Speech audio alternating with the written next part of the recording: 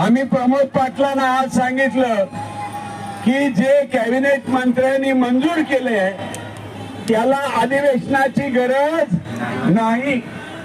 2 अधिवेशनाच्या मधल्या काळात कारभार सांभाळण्याची जबाबदारी ही कॅबिनेटची असते।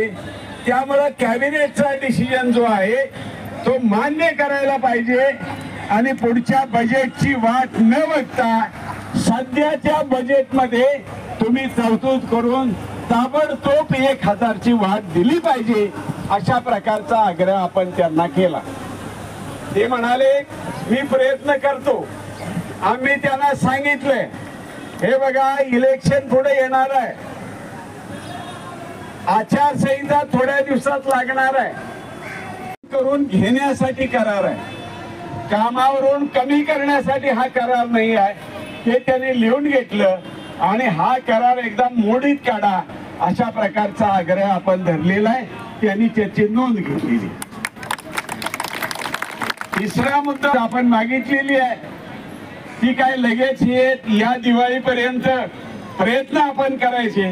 ही दिवाळी काय वाया जाऊ द्यायची नाही, पण आधी 1000 रुपये पदरात पाडून घेऊया आणि मग त्याच्या मागे लागूया, अशा प्रकारचा आमचा विचार आहे। दुसरा ड्रेस आपल्याला मागितलेले आहेत। कर्नाटकामध्ये अग्निरोधक म्हणजे चुली समोर महिलांना बसावं लागतं, त्यामुळे काही वेळेला थोडासा झळ वगैरे लागते किंवा कपड्याला आग वगैरे लागते।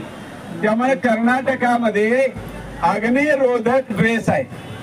आम्ही म्हटलं असली काय चैनी आपल्याला नको आहे, पण किमान 2 साड्या तरी दर वर्षाला मिळाल्याच पाहिजेत, अशा प्रकारचा आग्रह केला आणि त्यांनी तो सगळ्यांनाच गणवेश असल्यामुळं तो गणवेश देण्यासंबंधीचा सुद्धा पॉझिटिव्ह निर्णय घेतलेला आहे। तर अशा प्रकारे केंद्रीय किचनचं पण आपण त्यांना की आमच्याकडून तुम्हाला आश्वासन देतो, 100% काम करण्याचा प्रयत्न करतो। तुम्ही पण मुख्यमंत्री आणि अर्थमंत्र्यांना भेटायचा प्रयत्न करा। तर त्या पद्धतीने आपल्याला पुढे चाल जी आहे ती करावी लागेल।